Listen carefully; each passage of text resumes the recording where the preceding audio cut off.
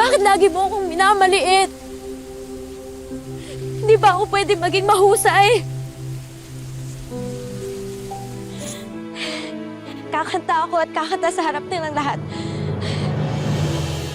Gagalingan ko, tatalunin natin yung grade 9 sa inter-level competition. Promise. Sinasabi ko sa'yo, huwag mo kong naman! Huwag mo kayo umalis, Nay! Nay! Makakatikim ka sa akin!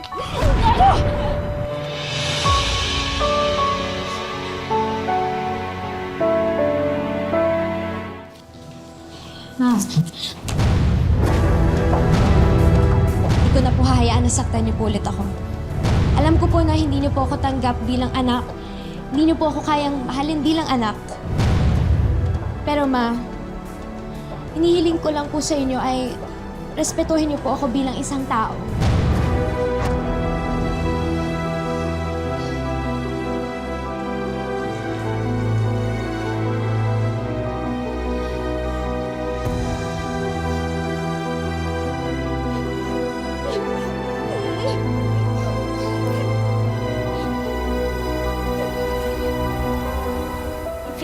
So sorry. Kasi binali ko yung pangako ko na susuportahan kita. Kasi kung kailan na kailangan mo ko, doon naman kita iniwan sa ere. Sorry. Aray ko! Aray! Aray! Aray!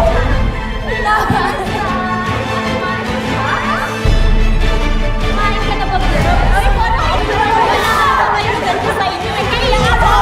Kainin mo nga! Kainin mo!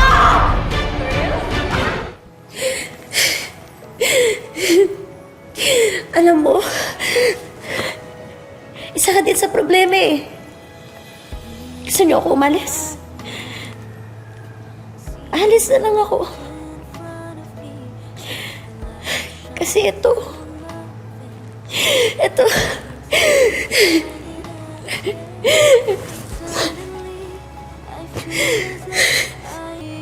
hindi ko to deserve.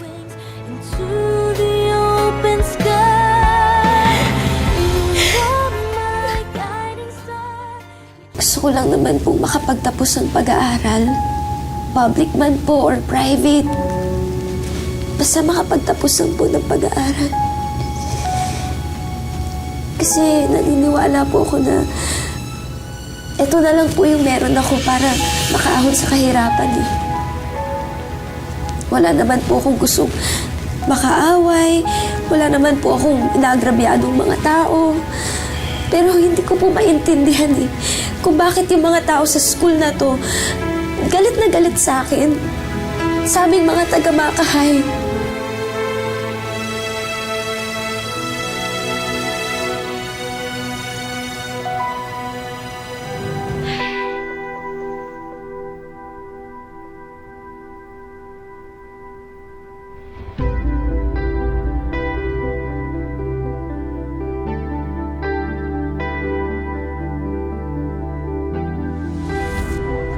Ano gusto niyo sa akin? Aray! Bakit? Bakit? Kasao mo! Hindi ako to fake. Ito na, video. Ito na yung patungo nyo!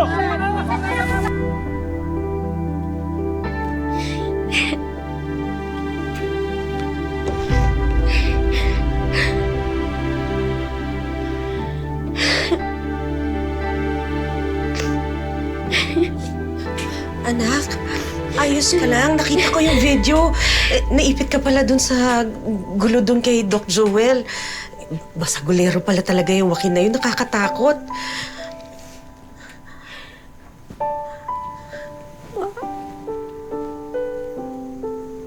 Oh, anak.